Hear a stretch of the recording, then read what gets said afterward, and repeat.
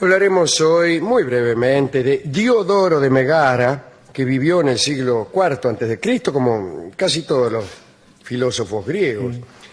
Nació en Iasos, en el Asia Menor, que entonces era Grecia, pero después pasó a enseñar en Megara. Allí había sitios en los que se armaban competencias de lógica y debates que se tomaban bien en serio. Perder en una de esas competencias era humillante. Los alumnos de los maestros perdedores solían abandonarlos para pasar a formar parte del alumnado de los ganadores, o bien para integrarse en el grupo de los que construían problemas dialécticos difíciles de resolver, que en eso consistía la habilidad. Claro.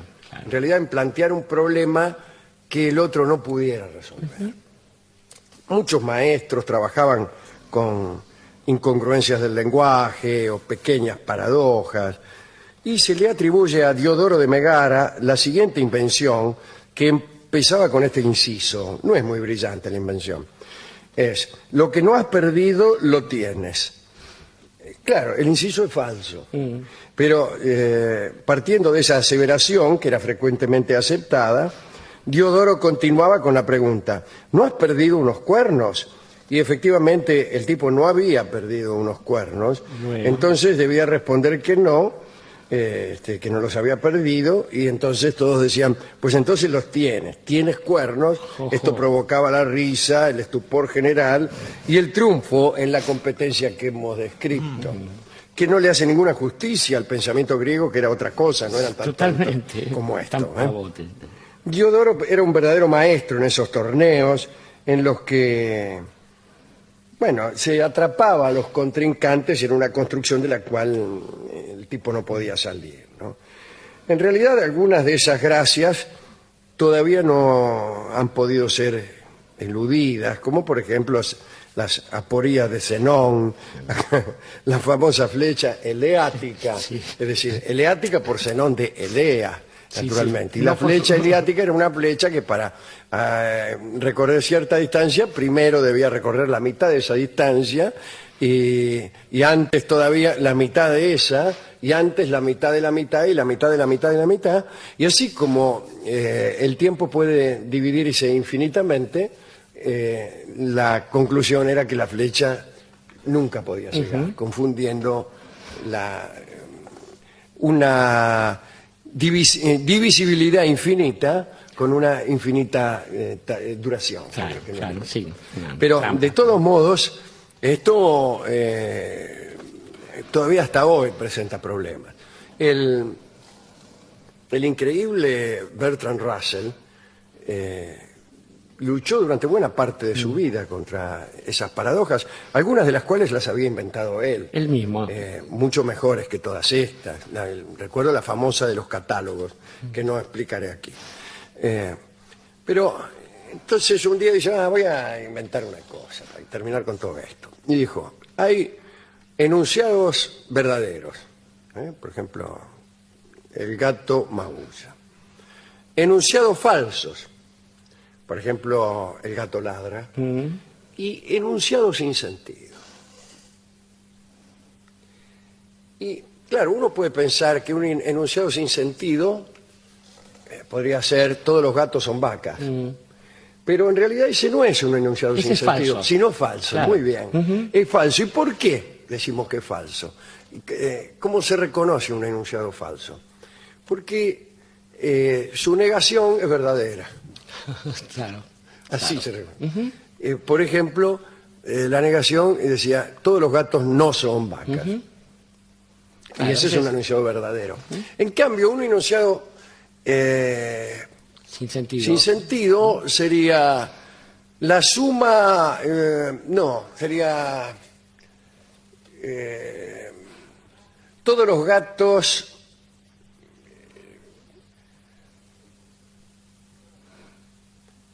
voy a decirlo bien para no fracasar. Una pelea entre un gato y un jaguar es igual a 173. Claro. Está bien. Y ahí no importa la falsedad, sino la coexistencia de dos categorías ajenas entre sí. Exactamente. Claro, está bien. Exactamente. A mí me parece que el problema que vamos a tratar ahora, vamos a dejarlo ahí y después vemos. A ver, ¿a dónde, en qué categoría lo pondría Russell? Digamos, sí, dígame. No, digamos en homenaje a Bertrand Russell, que además de hacer estas cosas, había escrito junto con Whitehead Los Principia Mathematica, una Sí, obra claro, que pero hacia esto está muy bien también. Tanto es así que Wittgenstein arranca de ahí. Arranca de ahí para su famoso- para decir que en realidad toda la filosofía no es más que una serie de enunciados sin sentido. Russell se comparaba su propia obra con las pavadas que se decían en los medios, contando una vez tuvo un accidente de avión y él sobrevivió. Y se da cuenta, yo estaba en la parte del avión donde viajaban los fumadores. Esto muestra que un fumador supervive a todos aquellos que no fuman y que reventaron porque el avión cayó de trompa. No le hizo ninguna gracia a las familias de los muchachos, pero bueno. Bueno, el caso es que en una oportunidad se encontraron Diodoro con su adversario y amigo, un personaje llamado Stilpon. Eran muy amigos, pero también competidores en estas competencias. Competidores en estos certámenes, Sí, en estos juegos. justas. Discúlpeme, en estas justas. En una oportunidad se encontraron y resolvieron hacer este juego una vez más. El jurado, siempre había un jurado que decidía quién triunfaba y quién no, era nada menos que el rey de Egipto, uno de los Ptolomeos, Ptolomeo Soter. Parece que el rey Ptolomeo se había acercado hasta Megara para ver aquella competencia y lo designaron jurado. Bueno, a la hora establecida, en la gran sala de un palacio, Stilpon, el contrincante de Diodoro, se puso de pie y planteó lo siguiente. Honorable Diodoro, ayúdame a salir de este problema. Me he dado cuenta de que nadie en verdad puede decirse mortal. Los vivos no pueden decir he muerto sin mentir y los muertos nada pueden decir. En cuanto a los inmortales, no es una frase que resulte verdadera. Así, si es cierto que nadie puede decir soy mortal, pues es así esto. El hecho de ser mortal, entonces, no designa más que una posibilidad futura en lo que concierne a cada uno de nosotros y para nada una certeza. Diodoro se quedó en silencio un momento. Una respuesta filosófica adecuada, diría un amigo mío, sería váyase al demonio. Tómatela. Pero Diodoro no tuvo esa idea. Comenzó a entrever, a ver dónde podía estar la falla, pero no logró despegar el hilo de su planteo. Tartamudeó, un murmullo recorrió la sala, murmullo de la sala, a ver, por favor. Muy bien. Y luego otra vez el silencio. El jurado, el rey de Egipto, instó a Diodoro a que diera una respuesta. Vamos, Diodoro, qué sé yo, pero no hubo caso. Todo lo que le venía a la mente al pobre Diodoro era complicado, extenso y poco certero. Y entonces se retiró, abucheo ante la retirada. Justo antes de cruzar la puerta, se volvió para decir al auditorio que su respuesta iba a ser escrita, que se iba a la casa a componerla y que regresaría al día siguiente, pero no convenció a nadie y los abucheos se sostuvieron. Cuando llegó a su casa, Diodoro llamó a su escriba y le dictó durante toda la noche una respuesta sabia y argumentada. A la mañana la leyó y no le pareció concluyente. Entonces pensó dos cosas, que estaba viejo y que había perdido. Estas son las dos cosas. Así que se presentó a la competencia con un fundamento irrefutable. Explicó que la mejor forma de demostrar la aseveración soy mortal era del siguiente modo. Se subió a lo alto de una muralla, se lanzó al vacío y se mató. Toma. Sería la mostración ostensible de la que tanto hablaba el mismo Bertrand Russell. Aunque la resolución no había sido dada, la contundencia retórica de Diodoro conmovió a todos, ciertamente. Y Ptolomeo Soter, el rey egipcio, póstumamente le dio el triunfo a Diodoro. Está bien. Y el rival solo perdió algunos alumnos. Esta es la historia que contamos hoy. Es una manera leguleya y tramposa de considerar la inteligencia, ¿no? Pero a mí me parece que el pensamiento griego y posteriormente el pensamiento occidental nos dio instrumentos para evitar estas zancadillas. A mí me parece que en el mismo planteo de esta supuesta controversia, hablan de la posibilidad futura. Decir soy mortal quiere decir moriré, no quiere decir otra cosa. Claro. Moriré, y moriré es una cosa que es un... Aristóteles hablaba de esto, un juicio cuya veracidad se comprobará luego. Claro, claro. Como el sol saldrá. Y bueno, pues eso, veremos. Sí, y hasta ahí estamos. Sí. Soy malo, ¿no? Pero además hubo en torno a este tema otro amigo de este programa, el muchacho Diógenes, que hizo muchas cosas estas de ingenio, que alguna vez incluso lo tomaron como esclavo y le preguntaron qué sabía hacer. Le dijo, lo mejor que hago yo es mandar, así que consígame a alguien que quiera obedecer y qué sé yo. Alguna vez le había planteado este asunto de si había diferencia entre estar vivo o estar muerto, y él respondió que no. Le dijeron, ¿por qué no te mueres? Justamente por eso, porque no hay ninguna diferencia. Digo que es una manera más chusca, porteñada quizás de resolver esto.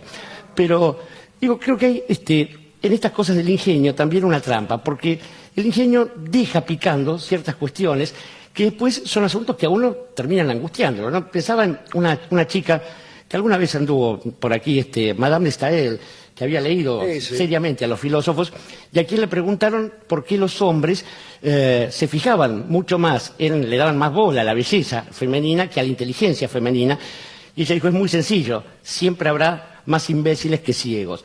Y digo, y hasta ahí está todo bien, es una muy buena respuesta. Pero no deja de tener ese si es no es de amargor, que también se concluye, para terminar con esta enumeración, querido Alejandro, con otra historia de Diógenes que él supo saborear amargamente. Le preguntaron por qué los filósofos solían ir a la casa de los ricos y los ricos jamás iban a la casa de los filósofos, y él respondió que los filósofos sabían qué era lo que les faltaba, en cambio los ricos no iban a saberlo nunca. El problema es que después se seguían muriendo de hambre, ¿no? Y me parece que lo bueno sería cerrar con una cita de otro un gran amigo de este programa, como es el muchacho Heidegger, que decía que en medio de la reflexión todo lo peor era no tanto ignorar las cosas como agarrarse de las cosas que decían por ahí, del chisme, que el verdadero enemigo del pensamiento moderno era el chisme, la maledicencia, el comentario, que mucho peor que un ignorante era uno de esos tipos que anda diciendo por ahí, dicen que dicen, y ahí se quedaba, ¿no? Y dicen que dicen es el nombre del tango que vamos a utilizar para ilustrar esta pequeña referencia a un filósofo de segundo orden, en bagatelista como Diodoro de Megara. Canta Dicen que dicen, don Carlos Gardel. Adelante. Hemos escuchado el final del tango. Dicen que dicen y el comienzo de la mariposa. Sí, el comienzo de la mariposa. El tango dicen apenas. Quiero aprovechar este tiempo que nos ha dejado Carlos Gardel